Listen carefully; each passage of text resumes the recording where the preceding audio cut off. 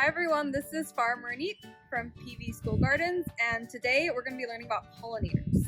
I like to start off my lessons with a question every single time, and today's question is, who are the pollinators? So I want you to pause your video really quick and write down a few pollinators that you're familiar with.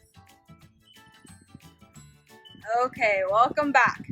If you wrote down a butterfly or a bee, anything I have on my board here, maybe a bat, you are correct.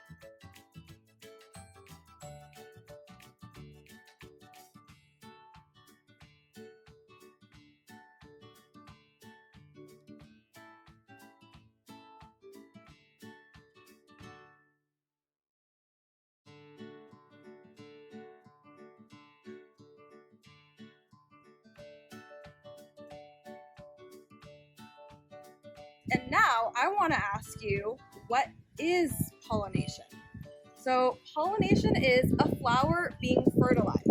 And if you look over here, you will see my flower diagram. And in order to understand how a flower is fertilized, first we need to understand the parts of a flower. So I'm gonna go through them with you really quickly. Okay, so let's get started. Flower has male parts and it has female parts.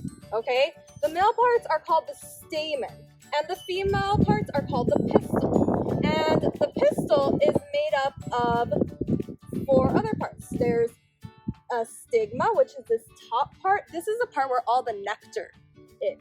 This is the part the pollinators want.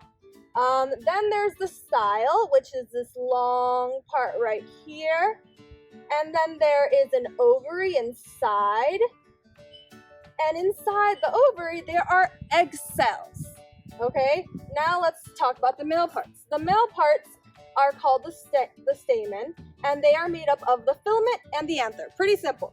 So the filament is this long tube here, and it holds the anther.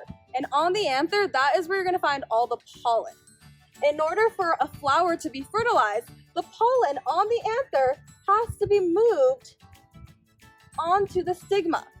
And then, if it's lucky enough, it'll go down the style and into the ovary, and it will come in contact with one of the egg cells. And when that happens, the egg cell will be fertilized and the flower will be fertilized.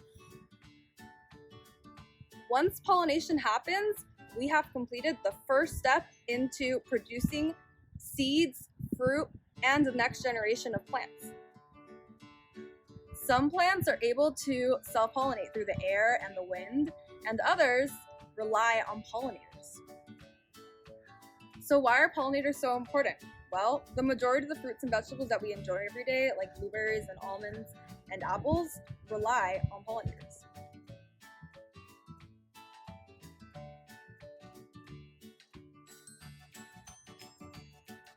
So let's finish off our discussion with one more question.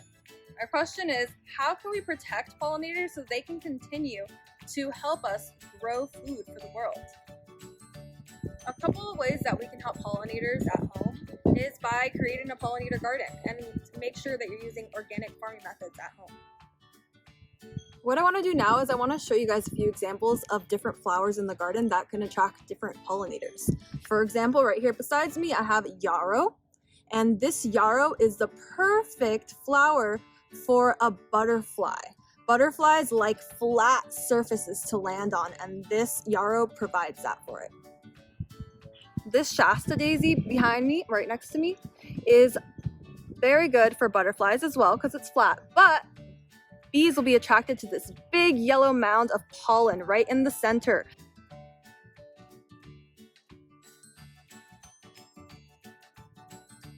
So these purple tubular flowers behind me, they're grown on this tree. They're kind of like trumpet-like. That's what I mean by tubular, is they're kind of like little trumpets, and they are perfect for hummingbirds. Hummingbirds like flowers that have a long tube so they can stick their beaks in there.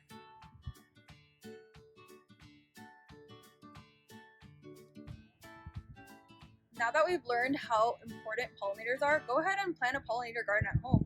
All you need is space, some seeds, sun, water, and you'll have a beautiful garden with beautiful butterflies and bees and all kinds of pollinators flying around really soon.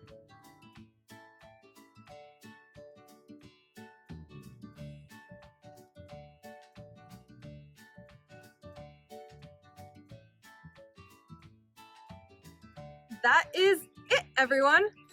Thank you so much for joining us today. Make sure you follow us on Instagram at PV School Gardens and check out our new home and garden section on our website, pvschoolgardens.org.